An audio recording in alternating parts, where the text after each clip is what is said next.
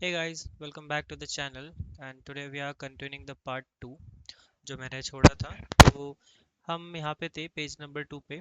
The natural world से हमें पढ़ना है। मैंने पहले भी बताया था कि हम इसको शॉर्ट में मैंने इस मतलब not short, each and every detail को मैंने उधर से ग्लीन करा है, कलेक्ट करा है और एक ये नई पीपीटी बनाई थी। राइट, हम पहले भी ऐसे ही पढ़े थे तो हम अब भी ऐसे ही पढ़ेंगे। ओके, हमें नेचुरल वर्ल्ड इस कॉम्प्लेक्स से कंटिन्यू करना है। तो हियर इज द बुक। मेरे पास बुक भी है, अगर आप लोगों को लगे कि ये शॉर्ट पीपीटी है कोई। ये शॉर्ट पीपीटी नहीं है। जितना कंसाइजिवली लिखना है मैंने उतना लिखा है, जो मेन चीज़ें हैं वो लिखा है, सारी चीज़ें समझ में आएंगी, डोंट वरी। तो देखो, नेचुरल वर्ल्ड हमारा बहुत ज़्यादा कॉम्प्लेक्स है। इस लाइन का अपने आप में क्या मतलब है? नेचुरल वर्ल्ड कॉम्प्लेक्स का मतलब है, तुम अगर बाहर जाओ, अपने आसपास देखो, स्काई है, अपने आसपास देखो सॉइल है, अपने आसपास देखो ह्यूमंस हैं, माइक्रो ऑर्गेनिज्म है, फूल है, पत्ते हैं, पेड़ है ना? अलग अलग टाइप के क्लोथ्स हैं, अलग अलग चीजें हैं, अलग अलग एनिमल्स हैं, अलग अलग ऑफस्प्रिंग है। तो एक ह्यूमन फेस भी बहुत अलग हो सकता है। तो इतनी लाखों चीजों को एक साथ पढ़ना, इतनी करोड़ों चीजों को एक साथ पढ़ना एक ह्यूमन बीइंग के लिए बिल्कुल भी इजी नहीं होता। ठीक है, इस वजह से हमारा नेचुरल वर्ल्ड बहुत ज़्यादा कॉम्प्लेक्स है और हर टाइनी डिटेल को हम एक साथ में नहीं पढ़ सकते। हर टाइनी डिटेल को हम एक बार में नहीं पढ़ सकते, हमारे लिए ऑलमोस्ट ऑलमोस्ट इम्पॉसिबल है। फॉर एन एग्जांपल, अगर मैं एक एग्जांपल लूँ, लेट्स से कि ट्री की स्पीशीज लूँ मैं। बहुत लोगों को लगेगा पेड़ है तो बस पेड़ ही तो है, और क्या है, एक पेड़ ही तो होता है। ऐसा कुछ नहीं होता। ट्रीज की भी लाखों वैरायटी होती है, करोड़ों वैरायटी होती है एक ट्री की। ठीक है, किसी ट्री के पार्ट से, लेटेक्स वाले पार्ट से हमें मेडिसिन भी मिलती है, रबर बैंड्स भी मिलते हैं, फ्रूट्स भी मिलता है। ठीक है, ड्रग और मेडिसिन एक ही है, drug is not that drug. Okay, तो ड्रग और मेडिसिन एक ही चीज होती है। एंड हमें अपने बाल अच्छे करने वाली दवाइयाँ भी बहुत पेड़ से मिलती है, पेड़ की जड़ी बूटी से भी मिलती है ना? तो एक ही चीज के अंदर आप देख रहे हो कितनी कॉम्प्लिकेशन है। एंड इस चैप्टर में तो हम we are talking about the whole world, कि पूरे वर्ल्ड में कितनी कॉम्प्लिकेशंस है। Let's take an example. This is my favourite marker. तो ये मार्कर ही, ये हम ये खोल पा रहे हैं। ठीक है, ये मैं ऐसे चला पा रहा हूँ। Could you see my hand?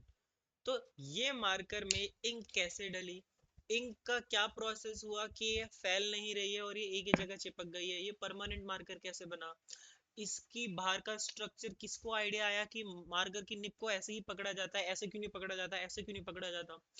तो किसी भी इजी चीज को भी हम उठा के देखें, आज वो इजी है, but back then it was so complicated. But किसी की क्यूरियोसिटी ने उसको इस प्रकार से, इस टाइप से शेप कर दिया है, इस टाइप से शेप दे दिया है कि वो चीज हमारे लिए अब बहुत ज्यादा इजी हो चुकी है ना?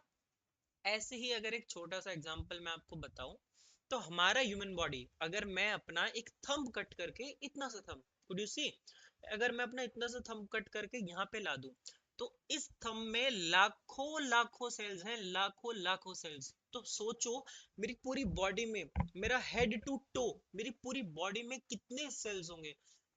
गूगल के अकॉर्डिंग, गूगल डाटा के अकॉर्डिंग, हमारी पूरी बॉडी में 37 ट्रिलियन सेल्स हैं। 37 ट्रिलियन बेटा एक ऐसा नंबर है जो कि मैं फोन में भी कैलकुलेट नहीं कर सकता, कैलकुलेटर भी। ठीक है, ये नंबर फोन में भी नहीं आ सकता, इतना बड़ा नंबर है। तो अगर हमारी बॉडी में इतने करोड़ों, इतने अरबों सेल्स है, तो हर सेल को पढ़ना कितना हमारे लिए कॉम्प्लिकेटेड है, आप ये समझ सकते हो। इसी कॉम्प्लिकेशन को, इसी कॉम्प्लेक्सिटी को रिमूव करने के लिए हम लोगों ने मॉडल्स बनाए। ये मैंने कल भी बताया था, बट जस्ट इन केस किसी ने नहीं देखा तो मैं ये चीज रिवाइज करा रहा हूँ, अगर कोई डायरेक्टली पार्ट 2 पे जंप कर रहा है तो बेटा ये चीज, अगर तुम इस टाइप से देखो कि राइट हैंड साइड देखो, मैंने एक डायग्राम बना रखा है, कुड यू सी इट? ये वाला राइट हैंड साइड वाला, ये अर्थ का एक डायग्राम है। अब अर्थ में हर एक पानी में कौन सा माइक्रो ऑर्गेनिज्म है ना? कहाँ कहाँ पे लैंड है, कहाँ कहाँ पे लैंड नहीं है, कौन सी लैंड्स पे ट्राइब है, कौन सी हिडन स्पीशीज रह रही है, ये तो अंदर की बातें हो गई ना अर्थ की, राइट? बट जो एक अर्थ है, बेसिक स्ट्रक्चर ऑफ अर्थ है, उसको क्या एक्सप्लेन करना चाहिए कि कितना एरिया वाटर से भरा है अर्थ में बाहर का, कितना एरिया लैंड है। ठीक है, तो ये जो हाईलाइटेड पॉइंट्स है, हाईलाइटेड चीज है, जो महत्व है, जो इंपॉर्टेंट चीजें हैं, एक मॉडल का काम होता है सिर्फ और सिर्फ इंपॉर्टेंट चीजों को एक्सप्लेन करना, नॉट पूरी अंदर की चीजें बताना, ठीक है। मॉडल सिर्फ इंपॉर्टेंट चीजों को एक्सप्लेन करने के बाद उनकी कॉम्प्लेक्सिटी को कम कर सकता है। जैसे if we take an example, एक सेल होती है हमारे ह्यूमन बॉडी में, अगर कुछ मेरे आसपास है तो मैं समझा पाता काश, बट ठीक है। ये देखो, मैं इसको एक ऐसा पॉइंट आउट बना देता हूँ। If you could see, I have like dotted this, ठीक। तो ये एक जस्ट डॉट तुम्हें दिख रहा है। ऐसा ही इससे भी छोटा एक सेल ऑर्गेनीज होता है हमारी बॉडी में। सेल ऑर्गेनीज क्या है भैया? सेल ऑर्गेनीज बोलते हैं जब सेल के अंदर अलग अलग 18 चीजें होती है, 17 से 18 चीजें होती है, 18 पढ़ाई जाती है वैसे बुक्स में एनसीईआरटी के अकॉर्डिंग, कि राइबोसोम है, ठीक है, तुम्हारा न्यूक्लियस है, तुम्हारा अलग अलग चीजें, एंडोप्लाज्मिक रेटिकुलम है ना, अगर तुमने इससे पहले पढ़ रखी हो तो, ठीक। तो वो अलग अलग चीजें क्या ट्रांसपोर्टेशन सिस्टम में मदद कर रही है, एक प्रोटीन को इधर से उधर ले जाने में मदद कर रही है, ये एक्चुअली में है इतनी छोटी। But if you see the diagram, हमने डायग्राम को ऐसे इस टाइप से बना रखा है कि हमें ऐसा लग रहा है ये तो इतना बड़ा होता है, वो एक्चुअली में तो इतना ही है ना। बट वो अंदर की कॉम्प्लिकेशंस हर बंदा थोड़ी समझ सकता है, हर किसी के घर में थोड़ी ना माइक्रोस्कोप है ना। तो उस चीज को रिड्यूस करने के लिए हमने एक मॉडल बनाया। मॉडल क्या कर रहा है? बेसिकली उस चीज की कॉम्प्लिकेशन को रिड्यूस कर रहा है, ठीक है। वो पूरी चीज को ना समझाते हुए एक हाईलाइटेड पॉइंट समझा रहा है कि अंदर सेल 18 सेल ऑर्गेनीज होते हैं और उनका कुछ ना कुछ काम होता है, ठीक है। तो मॉडल्स एक सिंप्लीफाइड रिप्रेजेंटेशन है एक रियल ऑब्जेक्ट की, सिस्टम की या प्रोसेस की, ठीक है।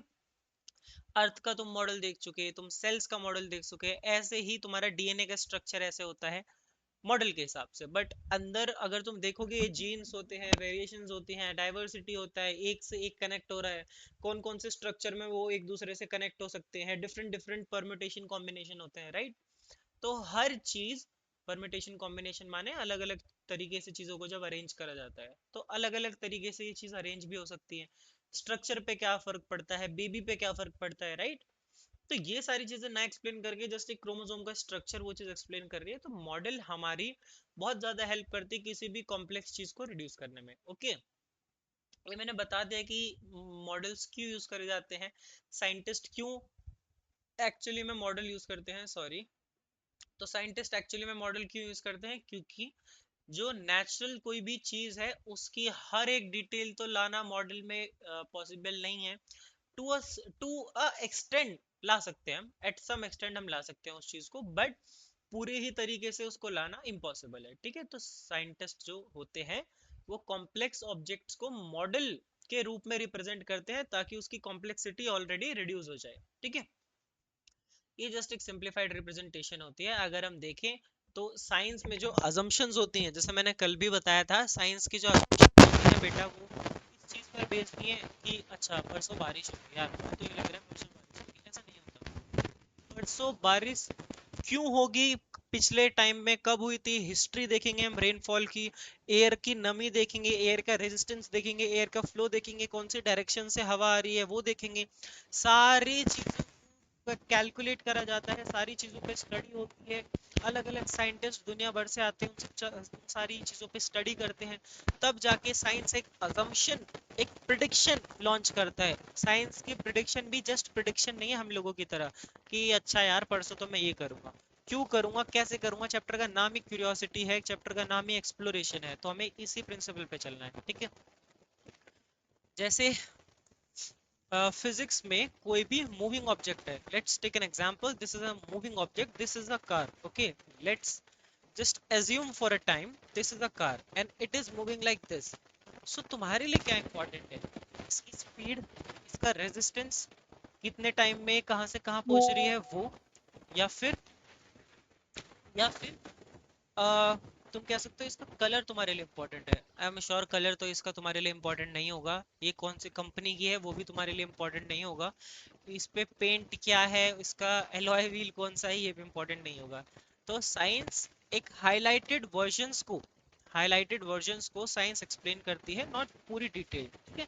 तो हम अगर मूविंग कार के कॉन्सेप्ट पे थे, तो अगर एक कार मूव हो रही है, ठीक है, तो मैटर तो हमारे लिए ये कर रहा है ना, वो कितना ट्रैवल कर रही है, कितनी स्पीड पे कर रही है। फिजिक्स में न्यूमेरिकल्स जो होते हैं, कभी भी आप लोगों को न्यूमेरिकल्स में जब आप सॉल्व करते हो किसी पॉइंट को, तो रफली क्या बार बार कार बनाते हो?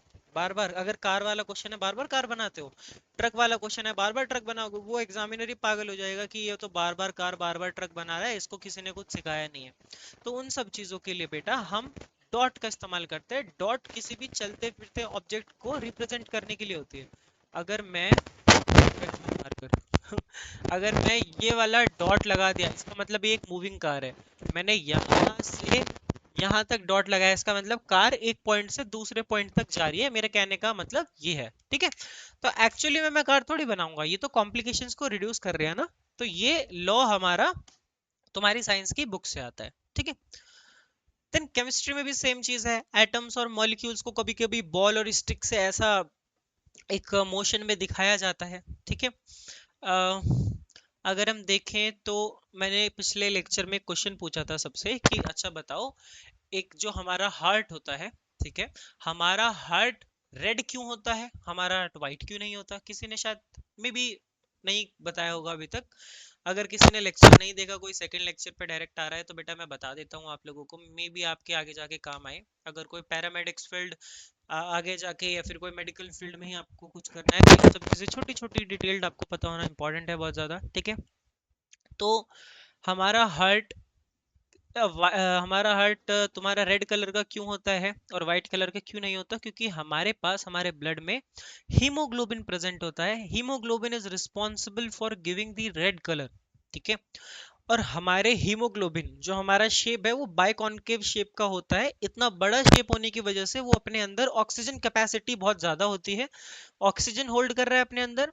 अगर ऑक्सीजन है तो ऑक्सीजन के अंदर न्यूट्रिएंट्स भी होल्ड कर रहा है, थोड़े बहुत विटामिन भी होल्ड कर रहा है। ठीक है, तो जो न्यूट्रिशनल कंटेंट है या हमारी बॉडी को जो रेगुलेट करने के लिए चाहिए, वो सारी चीजें एक हीमोग्लोबिन के अंदर प्रेजेंट होती है। इस वजह से कलर देने का काम भी और बॉडी को रेगुलेट करने का काम भी हमारा हीमोग्लोबिन करता है। वाइट क्यों नहीं होता?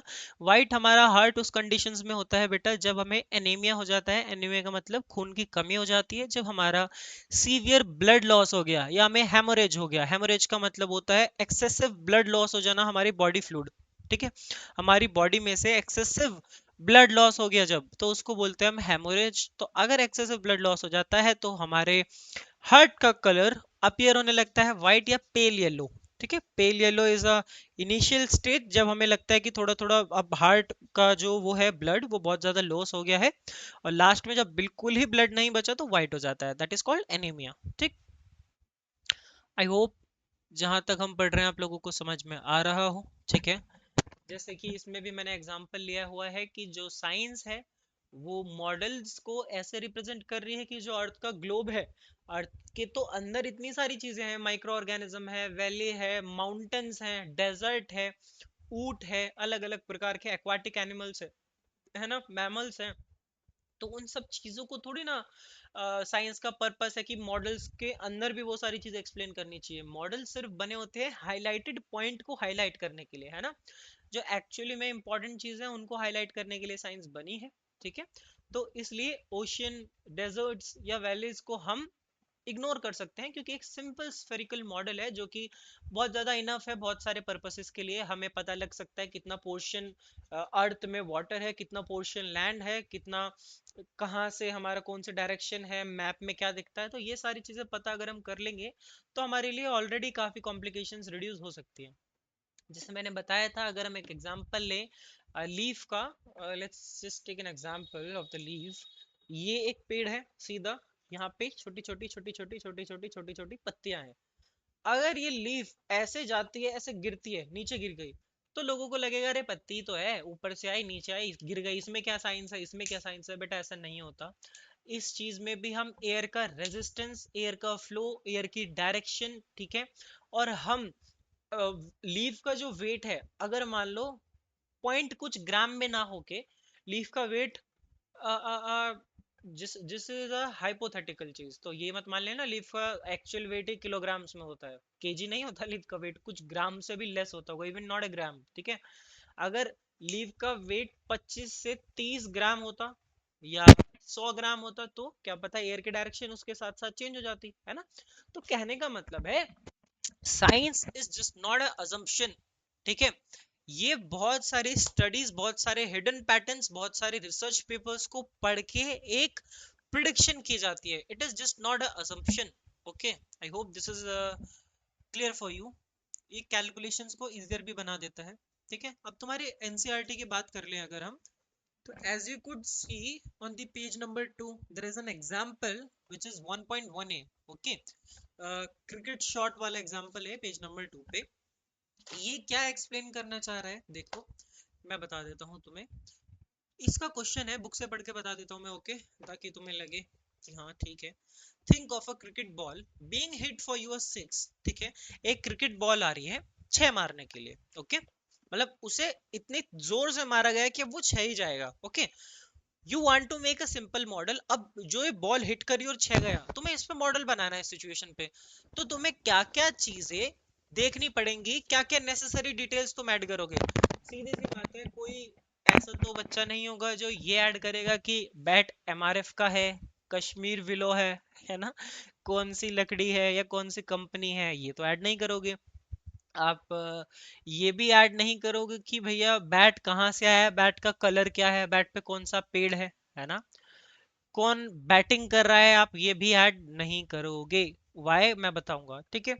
तो आप सिर्फ मॉडल में, जो आप साइंस में मॉडल बनाओगे उसमें सिर्फ इंपॉर्टेंट चीजें ऐड करोगे, जैसे बॉल की इनिशियल स्पीड क्या थी, बॉल की डायरेक्शन क्या थी, ग्रेविटी का इसमें क्या रोल है, एंड जब बैट को मैंने मारा बॉल पे तो बॉल का क्या मास था, कितना वेट था बॉल का, और कितनी टाइटली हिट करा मैंने बॉल को कि वो एकदम ही 6 पार चला गया। ठीक है, ये तो नहीं ऐड करोगे ना प्लेयर का ग्लव्स कौन सा पहना था, स्टेडियम में कितने बंदे देख रहे थे। ठीक है, ये नहीं आप ऐड करोगे, सिर्फ आप इंपॉर्टेंट चीजें, इंपॉर्टेंट डिटेल्स को ऐड करोगे ताकि कॉम्प्लिकेशंस को आप मिनिमाइज कर सको। ठीक है, दूसरा एग्जांपल आपकी एनसीईआरटी बुक में ये है बेटा कि suppose you ride a bicycle. ठीक है, सपोज करो आप एक साइकिल चला रहे हो आपके स्कूल से घर तक। ठीक है, आप इस चीज पे एक मॉडल बनाना चाहते हो। You want to you want to model the time it take to go from home. ठीक है, मतलब घर से, होम फ्रॉम स्कूल। ठीक है, मतलब घर से स्कूल या स्कूल से घर आने में कितना टाइम लगता है, अगर एक सिंपल बात बोलूं तो। इस पे अगर आपको मॉडल बनाना हो तो क्या क्या नेसेसरी डिटेल्स को आप अपने दिमाग में रखोगे और क्या क्या अननेसेसरी चीजों को आप निकालोगे दिमाग से, ये आप बता सकते हो। यू हैव अ टाइम, आप लिख सकते हो नीचे। ठीक है, कमेंट में। मैं बता देता हूँ, आप ये तो नोटिस नहीं करोगे साइकिल कौन सी कंपनी की है, ना ये नोटिस करोगे साइकिल का कलर क्या है, ना ये नोटिस करोगे आपकी अच्छा रोड कौन सी है, ये सारी चीजें तो नोटिस करने से रहे। ठीक है, आप नोटिस करोगे कि स्पीड कितनी है साइकिल की, कितना डिस्टेंस कवर करने को रह रहा है अभी। ठीक है, और ज्यादा से ज्यादा अगर आपको नोटिस करना हो तो भाई आप कंपनी तो नोटिस नहीं करोगे, नहीं आप रोड की एक बार को कंडीशन नोटिस कर सकते हो। It is a conditional question कि रोड की कंडीशन अगर अच्छी होगी तो साइकिल भी अच्छी चलेगी, पर डिस्टेंस कितना है, स्पीड कितनी है, ये चीज मेन है। ठीक है, थर्ड एग्जांपल में एक फॉलिंग लीव वाला, अभी जो मैंने पीछे बताया उसमें एयर का रेजिस्टेंस किस डायरेक्शन में है, ग्रेविटी का क्या रोल है, वही सब चीज है। देखो, पहले डायग्राम से हमें क्रिकेट बैट एंड बॉल वाला, ये बेसबॉल है वैसे, क्रिकेट वाला चीज नहीं है, बट स्टिल इससे ज्यादा अच्छे से आएगा, एक्सप्लेन होगा, इसलिए मैंने ये लगा रखा है। तो बैट कितने स्पीड से मैंने घुमाया, कितनी स्पीड से मैंने बैट घुमाया, वो जरूरी है। ठीक है, बॉल का क्या मास था, कितना वेट था, कितनी तेजी से बॉल आई कि एकदम से चला गया, न्यूटन का थर्ड लॉ है ना। तो कितनी तेजी से बॉल आई कि बैट से हमने मारा और एकदम से वो उड़ गई। ठीक है, every action has a opposite reaction, ऐसा कुछ न्यूटन का थर्ड लॉ है। तो अगर इसने भी रिस्पॉन्स किया तो इसने भी रिस्पॉन्स किया। ठीक है, साइकिल का देखो इधर, ये जो बीच वाला एग्जांपल है, साइकिल कितनी तेज से जा रही है, स्पीड कितनी है, डिस्टेंस कितना है, बट क्या क्या अननेसेसरी चीजें हम इग्नोर कर सकते हैं। हेलमेट कौन सी कंपनी का है, बैकपैक कौन सी कंपनी का है, कौन सी टी शर्ट पहनी है दीदी ने, है ना, कौन से कंपनी के शू है, ये सारी चीजें इग्नोर कर सकते हैं। इतना आई होप क्लियर हो गया होगा। ठीक है, ये लीफ है, लीफ की ग्रेविटी, रेजिस्टेंस, ये सारी चीजें नोटिस करनी पड़ेगी। अगला पेज देखो, पेज नंबर 3। ठीक है, पेज नंबर 3 में या पेज नंबर 2 के ही नीचे यूनिट्स है। ठीक, यूनिट्स अगर किसी को एक्सप्लेन करनी हो तो यूनिट्स क्या होते हैं, सिंबल्स क्या होते हैं, तो देखो साइंस कुछ सिंबल यूज करता है क्योंकि यूनिवर्सली वही वर्ल्ड वाइड एक्सेप्टेड है। आप क्या कभी दूध वाले से ये बोलते हो कि मुझे कितने 2 किलो अगर मेरे को चलना है, लेट्स से अगर हम ये बोलते हैं कि अभी मेरा 2 किलोमीटर ट्रैक रह रहा है चलने के लिए, गाड़ी से रह रहा है, बाइक से रह रहा है, पैदल मेरे को चलना है, तो मेरा 2 किलोमीटर अभी ट्रैक रह रहा है। ठीक है, अगर मैं वहीं दूध वाले पे जाऊंगा किसी भी, तो मैं ये तो नहीं बोल सकता कि मेरे को आप इतना फोर्स दूध दे दो, इतनी वेलोसिटी दूध दे दो, इतना किलो दूध दे दो, है ना, किलो भी बोल सकते हैं बट कंडीशन कि इतना किलो, 10 किलो, 5 किलो, 8 किलो दूध दे दो। क्या यूनिट, क्या सिंबल सही रहेगा दूध वाले के लिए बोलना कि मेरे को इतना डैश ये दे दो, ये कमेंट में बताओगे। लीटर्स रहेगा, मिलीलीटर्स रहेगा, हिंट दे देता हूँ, ठीक है। तो इसमें बोला है कि डी डिस्टेंस होता है, टाइम के लिए टी यूज होता है, वेलोसिटी के लिए वी यूज होता है, इनिशियल वेलोसिटी के लिए u यूज हो रहा है, फाइनल वेलोसिटी के लिए v यूज हो रहा है, फोर्स के लिए f, मास के लिए m। ये सारी चीजें सेकंड या थर्ड चैप्टर में आई गेस बहुत ही डिटेल से एक्सप्लेन करी गई है, तो हम भी इनको उधर ही पढ़ेंगे, बट थोड़ा थोड़ा मैं आप लोगों को बता देता हूँ कि ये क्या है। तो इसमें डिस्टेंस मतलब कितना आपका अभी ट्रैक रह रहा है कवर अप करने के लिए, ठीक है। टाइम माने उस डिस्टेंस को, उस पूरे रूट को कवर करने में कितना टाइम लगेगा, ठीक। वेलोसिटी मतलब होता है किसी भी, अगर कोई भी स्पीड मेंटेन है, ठीक है, तो कितनी स्पीड में या कितने टाइम में मैं उस चीज को कवर अप कर लूंगा, वो तुम्हारी वेलोसिटी हो जाएगी, ठीक है। हमारी इनिशियल वेलोसिटी होती है जहां से हमने स्टार्ट करा, हमारी फाइनल वेलोसिटी होती है जहां पे हमने खत्म करा, ठीक है। कितने फोर्स से मैं वो चीज, अगर मैं आर्चरी कर रहा हूं, मैं ऐसे निशाना लगा रहा हूं, ठीक है, ऐसे, तो मैं कितने फोर्स से अपने एरो को छोड़ूंगा। मास मतलब उस चीज का वेट। स्पीड ऑफ लाइट हम हमेशा c से डिनोट करते हैं। अब क्वेश्चन ये है तुम्हारी एनसीईआरटी में जो अपेयर होता है कि c से ही क्यों डिनोट करते हैं, ये क्लास 11th की बायोलॉजी में भी ये क्वेश्चन है कि ज्यादातर नाम को हम ऐसे डिनोट क्यों करते हैं, क्योंकि एक सीधी सी इसकी सीधा सा इसका एक आंसर है। जो भी बहुत सालों से हम डिनोट एक ही लैंग्वेज से कर रहे हो, वो ज्यादातर लैंग्वेज लैटिन निकलती है, ठीक है। लैटिन एक ऐसी लैंग्वेज होती है जो एक डेड लैंग्वेज मानी जाती है, जो बहुत टाइम से डायनामिक नहीं है, बहुत टाइम से स्टैटिक ही है, माने उस चीज को 10 साल पहले भी ऐसे ही जाना जाता था, आज भी ऐसे ही जाना जाता है, ठीक है। तो लैटिन एक ऐसी लैंग्वेज है जिसका मतलब होता है सेलिट्रियस, ठीक। सेलिट्रियस माने तुम्हारा स्विफ्टनेस, किसी भी चीज को एक्सेलरेट, एक्सेलरेट, ठीक। तो स्पीड ऑफ लाइट को हम लैटिन लैंग्वेज में एक्सेलरेट बोल सकते हैं, स्विफ्टनेस बोल सकते हैं, माने इधर से एकदम से इधर, ठीक है। तो साइंटिस्ट ने डिफरेंट डिफरेंट नॉमेनक्लेचर देखी, उन पे स्टडी करी, बट एट द एंड आके लैटिन लैंग्वेज में उनको ज्यादा सही लगा, तो उन्होंने ये कर दिया, ठीक है। स्टैंडर्ड यूनिट क्यों इंपॉर्टेंट है, ताकि हम चीजों को मेजर कर पाए। 1 किलो प्याज दे दो, 1 किलो धनिया दे दो, है ना, कितना मीटर अभी हमें चलना रह गया, 10 मीटर, 20 मीटर, 5 मीटर, है ना। तो एक्यूरेट, फेयर एंड कंपेरेबल हो, पूरे वर्ल्ड में वही सेम चीज चलती हो, इस वजह से हमारी स्टैंडर्ड यूनिट्स बनाई गई, ठीक। अगर आप देखो पेज नंबर 3 पे साइंस की, रेडी टू गो बियॉन्ड लिखा होगा, एयरप्लेन फ्यूल मिस कम्युनिकेशन, ये बता रहा है कि यूनिट्स का रियल लाइफ में रोल ये है कि अगर मान लो तुमने फिक्स कर रखा था कि मेरे को इतना अमाउंट में फ्यूल चाहिए, ठीक है, जैसे कि यहाँ पे देख सकते हो, ठीक है, कि मेरे को इतना अमाउंट में फ्यूल चाहिए। हम गाड़ी में जब फ्यूल डलवाते हैं, बाइक में फ्यूल डलवाते हैं, तो कुछ लीटर्स में होता है वो, ठीक है। जैसे 12 लीटर की किसी गाड़ी की टंकी होती है, किसी बाइक की 14 लीटर की टंकी होती है, तो फ्यूल में भी कुछ लीटर अमाउंट ऑफ पेट्रोल डलता है। तो मान लो एक रैंडम कैलकुलेशन में ले रहा हूँ कि मेरे को चाहिए था x amount of x litre of petrol, but मेरे को कितना मिल गया, उससे डबल। अगर डबल मिल गया तो बैकअप हो जाएगा, बट अगर उससे मेरे को लेस मिल गया तो जहां से प्लेन जा रहा था और जहां पे पहुंचना था, डेस्टिनी थी उसकी, वो चीज रह जाएगी। उस एक छोटी सी मिस्टेक की वजह से, छोटी सी यूनिट की वजह से बहुत लोगों की जान जा सकती है, और ये एक रियल लाइफ इंसिडेंट है बेटा, 1999 में हुआ था ये, ठीक है। तो ऐसे एक कंपनी को 125 मिलियन यूएस डॉलर का नुकसान हुआ, 125 मिलियन डॉलर, बहुत ज्यादा होते हैं बेटा ये, बहुत ज्यादा, स्पेशली यूएस की करेंसी में बहुत ज्यादा होता है, ठीक है। अगर एक एवरेज कैलकुलेशन में आपको बताऊं, $100 का मतलब, नहीं, $1000 का मतलब, या $10,000 का मतलब 10 लाख से भी ऊपर होता है, ठीक है, $10,000 का मतलब इस पे 125 मिलियन US डॉलर है।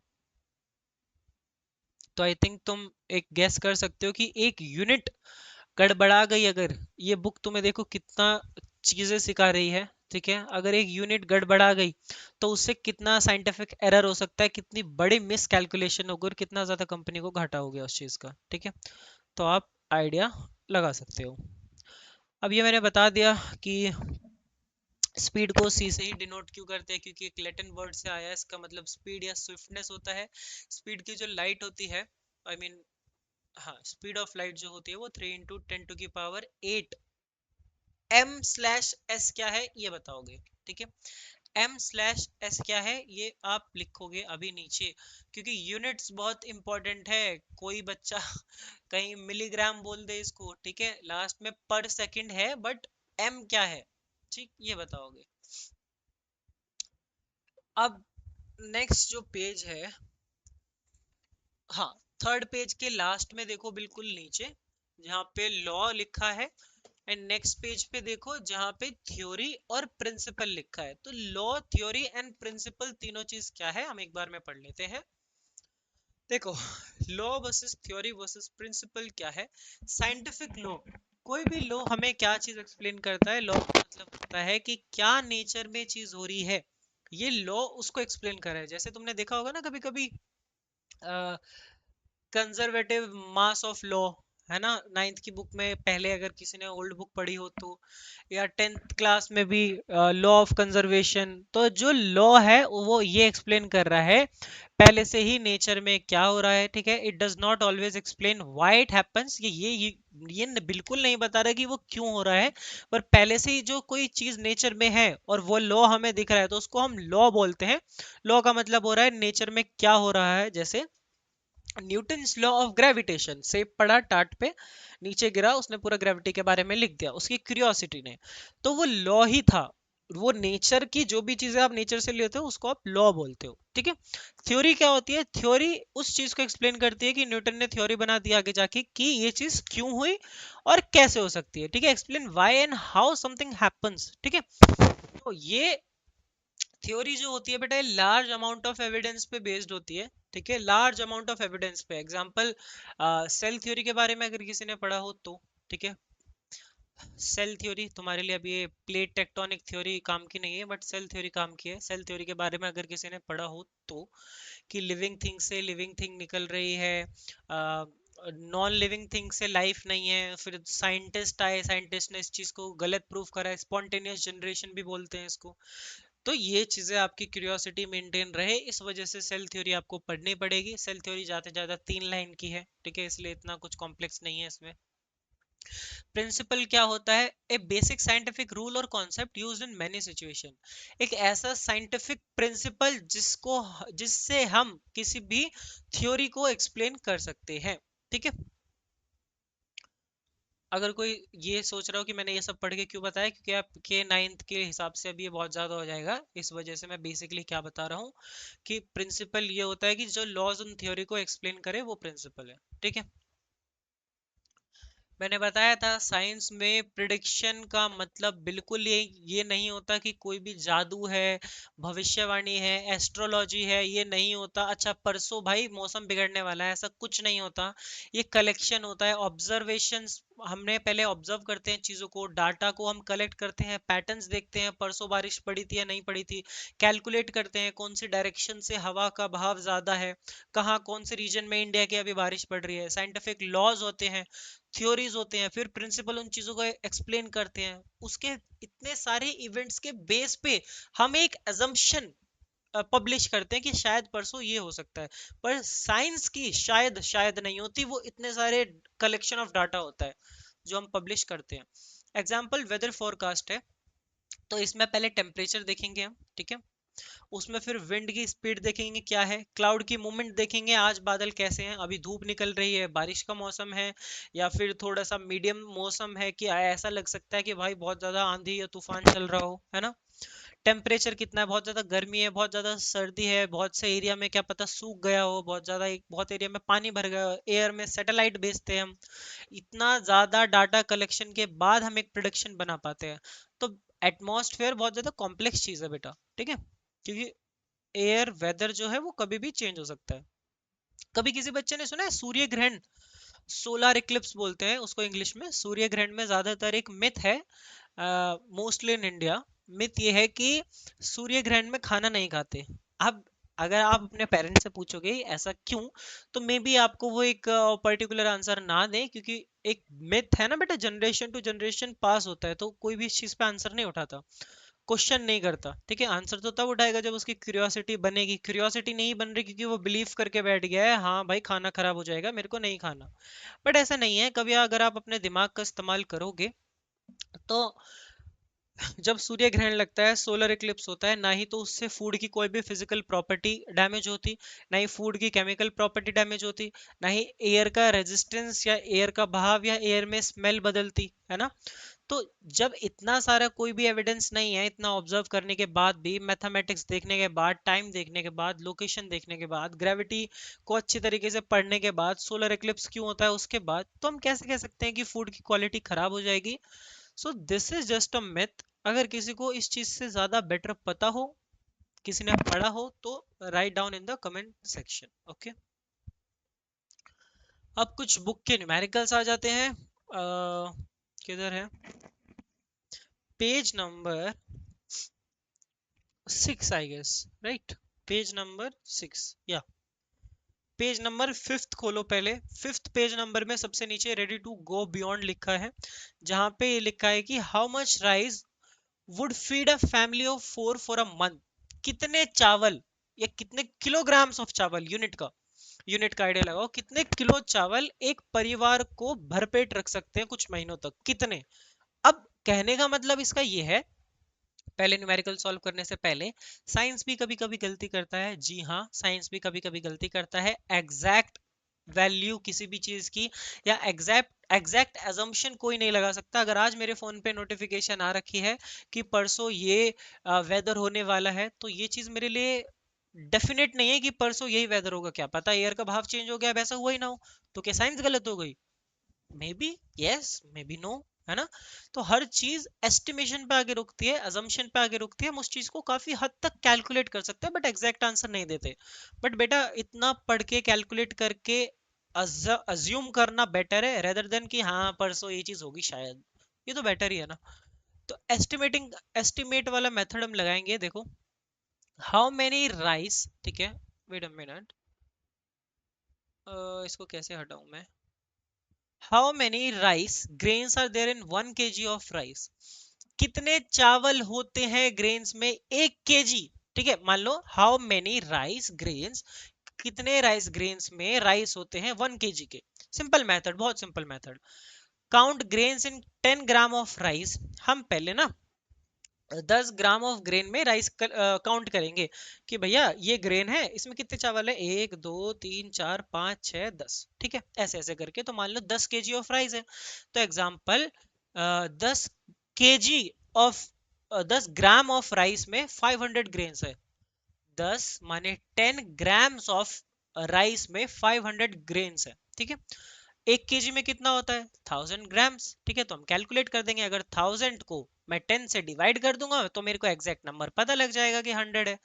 अब अगर मैं क्वेश्चन में क्या बोला था कि कितने राइस चाहिए एक फैमिली को फीड करने के लिए फॉर अ मंथ, है ना, तो अगर मैं एस्टिमेशन अगर मैं लगाऊं कि 1 kg में इतने ग्राम्स होते हैं और 10 ग्राम में इतने पाए गए थे, तो 10 को अगर मैं 1 kg से माने 1000 ग्राम से डिवाइड कर दूंगा तो मेरे पे 100 आ जाएगा, है ना। तो अगर मैं 500 ग्रेन था, क्योंकि 10 kg में वो 10 ग्राम में 500 ग्रेन था, तो अगर मैं 500 को 100 से मल्टीप्लाई कर दूंगा तो 50,000 ग्रेन आ जाएंगे। इसका मतलब ये एक एस्टिमेशन है, एग्जैक्ट आंसर नहीं है। तो हम अपने दिमाग को थोड़ा सा चला के एक एस्टिमेशन लगा सकते हैं किसी भी चीजों का, बट हम एक एग्जैक्ट आंसर नहीं दे सकते, और ये भी एग्जैक्ट आंसर नहीं है, ठीक है। सेकंड न्यूमेरिकल आगे, और हाँ इसमें आप जो कैलोरी, बहुत लोग बोल रहे होंगे कैलोरी वाला क्या सीन है, ये मैंने दूसरा मेथड कर दिया। कैलोरी वाला अगर आप देखो कि an average adult need about 2000 to 2500 calories per day, ठीक है। 2,500 से 2,000 के बीच में पर डे कैलोरी चाहिए। तो 100 ग्राम में कितनी कैलोरी होती है अनकुक्ड राइस में, पहले हमें वो पता लगाना होगा। ठीक है, जितनी भी हो उसको डिवाइड कर देना, जो वैल्यू आए उसको लास्ट से मल्टीप्लाई कर देना, तो एक एस्टिमेशन हमें आइडिया लग जाता है कि क्या है। ठीक है, नेक्स्ट क्वेश्चन बहुत इजी है कि how many breath does a average person take in a day. मैं बता देता हूँ, एक मिनट में लगभग लगभग 15 से 20 बार हम सांस लेते हैं, ये हम अपने कॉलेज में भी पढ़ते हैं। ठीक है, तो 15 से 20 है। ठीक है, और हमारा एक मिनट में 60 सेकंड होती है, तो 15 को 60 से मल्टीप्लाई करा, 900 ब्रेथ पर आवर हम लेते हैं, 900 को 24 घंटे से मल्टीप्लाई करा तो 21,600 ब्रेथ आ गई, इसको राउंड ऑफ कर दिया तो 22,000 आ गई। ठीक है, और अगला वाला मैं तुम्हें पढ़ा ही चुका हूँ कि पॉज एंड पाउंडर, जहाँ पे लिखा है कि साइंस सिर्फ फैक्ट्स नहीं है, उसके पीछे observation, hidden pattern, test, analyse, conclude, सारी चीजें हम करते हैं, तब जाके हमें एक पर्टिकुलर आंसर मिलता है। ठीक है, अ, ठीक है ठीक है ठीक है, देखो पीछे वाला क्वेश्चन कहाँ गया। हाँ, जो 1.3 वाला क्वेश्चन था ना बेटा, ये मैंने बिल्कुल बुक के क्वेश्चन इस वजह से नहीं टिप पे, ताकि किसी को ऐसा ना लगे कि सिर्फ बुक के ही टिप देंगे तो इजी हो जाएगा, इसलिए मैंने अपने तरफ से थोड़ा सा वेरिएशन लाया है क्वेश्चनों में। जब आप वेरिएशन वाले क्वेश्चन करने के कैपेबल हो तो आप बुक के क्वेश्चन इजीली कर सकते हो।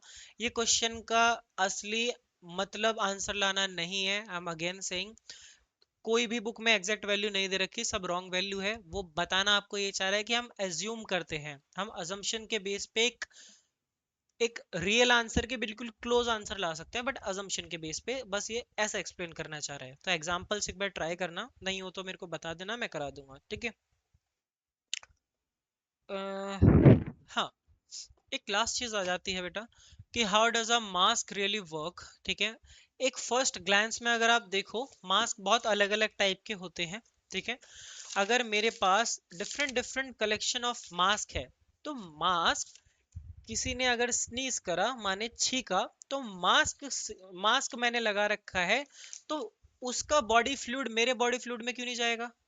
वो जो स्नीज करा है, छोटे छोटे ड्रॉपलेट न्यूक्लियर पार्टिकल है, वो मेरे माउथ में क्यों नहीं जा रहे अगर मैंने मास्क पहन रखा है। क्योंकि जो मास्क की कवरिंग होती है, मास्क की जो लेयरिंग होती है, वो बीच में भी एक क्लोथ होता है मास्क के, जो कि एयर ड्रॉपलेट न्यूक्लियाई को रोकता है ट्रांसमिट होने से, हमारे अंदर आने से रोक रहा है। ठीक है, टाइनी पार्टिकल्स होते हैं जो मास्क फाइबर के साथ कोलाइड करते हैं और एक जगह रुक जाते हैं, उस बीच वाली लेयर में स्टक हो जाते हैं।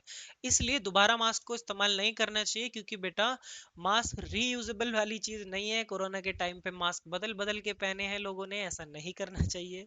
ठीक है, तो जिगजैग पैटर्न होता है, स्ट्रेट पैटर्न नहीं होता मास्क के अंदर, तभी वो पार्टिकल्स को एक जगह रोक देता है। ठीक है, और वायरस से हमें प्रोटेक्ट करता है। ओके, आई थिंक इतना इनफ है, बट स्टिल अगर मैं बता दूं, 1.3 वाला एनसीईआरटी का क्वेश्चन अगर मैं बता दूं, वो जो ब्रेथ वाला था, अगर एक मिनट में 15, अगर एक मिनट में 12 से 15 ब्रेथ है, ठीक है, हम एक मिनट में इतनी सांस लेते हैं, लगभग 15 कर लो। ठीक है, एक मिनट में हम 15 बार सांस ले रहे हैं, तो एक घंटे में 60 मिनट होती है, राइट। एक दिन में 24 घंटे होते हैं, तो अगर हम 60 मिनट को 24 घंटे से मल्टीप्लाई कर ले, तो हमें ये पता लग जाएगा कि कितनी मिनट होती हैं टोटल। टोटल मिनट होती हैं 1440, 1440। ठीक है, एक दिन में इतनी मिनट होती है। इसको अगर मैं 15 से मल्टीप्लाई कर दूंगा तो भी मेरा आंसर वही आएगा बेटा, 22,000। ठीक है, 21,600 अप्रोक्स कर दोगे तो 22,000। और कितना लीटर निकालना है, अगर लीटर निकालना हो तो आपको वैल्यू उधर 0.5 दे रखी है, 0.5 को 20 से मल्टीप्लाई कर दो, सिंपल 10,000 लीटर ब्रेथ आ जाएगा एग्जाम्पल। ठीक है, सो या this was your chapter, this is the end of the chapter, हम सेशन को इधर ही एंड कर रहे हैं। आई होप आपने बहुत अच्छी तरीके से इस लेक्चर को एंजॉय कराओ। ठीक है, wishing you a very good luck आपके एग्जाम्स के लिए, अगर एग्जाम आ रहे हैं तो। ठीक है, इस चैप्टर को बेटा इस पर्पज से कभी भी मत पढ़ना कि मेरे को सारी चीजें बस सॉल्व कर देनी है, बस जो बुक में है उसको बुक में ही मत रहने दो। अगली क्लास में जा रहे हो तो उसको अपने साथ लेके जाओ, मैं हमेशा यही बोलूंगा आपसे। ठीक है, उस नॉलेज को कभी भी बुक में मत रहने दो, अपने साथ लेके जाओ। And with these words I am ending this session of today. ठीक, आई होप सबने बहुत ज़्यादा इंजॉय करा होगा। बेस्ट ऑफ लक, पढ़ते रहिए। Bye bye.